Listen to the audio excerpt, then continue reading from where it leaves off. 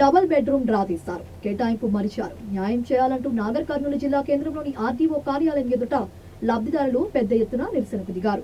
పాలకులకు వ్యతిరేకంగా నినాదాలు చేసిన లబ్ధిదారులు మాట్లాడుతూ తెలంగాణ రాష్ట్ర ప్రభుత్వం ఎంతో ప్రతిష్టాత్మకంగా నిర్మించిన డబుల్ బెడ్రూమ్ ఇండ్లు కేటాయింపుకు గత సంవత్సరం లబ్ధిదారులు ఎంపిక చేసి డ్రా తీసి ఇప్పటి వరకు తమకు పత్రాలు తాళాలు అందచేయలేదని ఆగ్రహం వ్యక్తం చేశారు.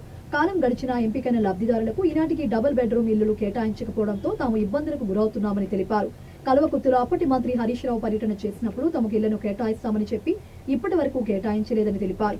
డ్రాలో ఎంపికైన తమకు వెంటనే డబుల్ బెడ్రూమ్ ఇళ్లను కేటాయించాలని డిమాండ్ చేశారు.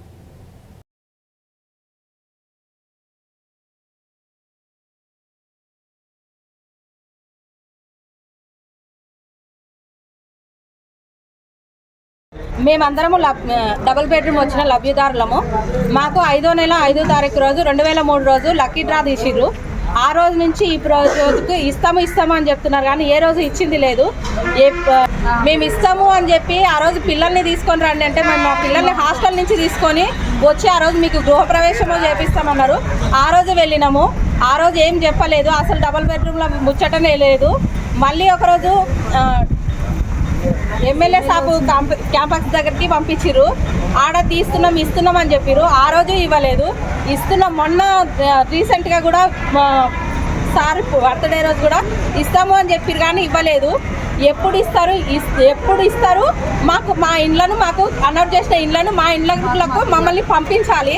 అవి ఇండ్లు కూలిపోవడానికి వస్తున్నవి. ఆ రోజు నుంచి ఈ రోజు వరకు అందులో ఏం చేతి పెట్టింది లేదు, ఏ పని చేయించింది లేదు.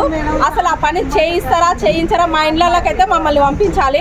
పంపించేంత వరకు మాత్రం మేము ఈ దీక్ష మేము పోయేది లేదు. ఇండ్లకు పోము. మా ఇండ్ల పోవాలనుకుంటే మా ఇండ్లకు మేము పోయిన తర్వాతనే ఈ ధర్నా ముగిస్తామండి.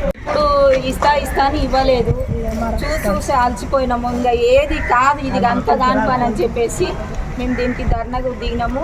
మీరు మాకు వెంటనే మాకు ఇండ్లు ఇస్తారా ఇయ్యరా, ఏ విషయం మాకు చెప్పాలి. దేనికైనా అంటే మాకు ఏ విషయం చెప్పాలి, మాకు ఎప్పుడు ఇస్తారు, మాకు ఇస్తారా ఇయ్యరా, మాకు అలాట్మెంట్ చేసి ఎన్ని రోజులైంది అది చెప్పండి. మాకు పేపర్లు కావాలి. ఇస్తారా ఎందుకు వచ్చి చెప్పాలి. ఇవాళ ఇంతకు మించి మేము ఒక్క మెట్టు కూడా దిగేది లేదు. ఇది ఏదన్నా అవుతుంది, ధర్నా అవుతుందా ఏమవుతుందో ఎంతకన్నా కానీ అసెంబ్లీ వరకు పోతాడంటే అంతవరకు అయినా ఓకే. ఇది మాకు గ్యారంటీ సార్. మాకు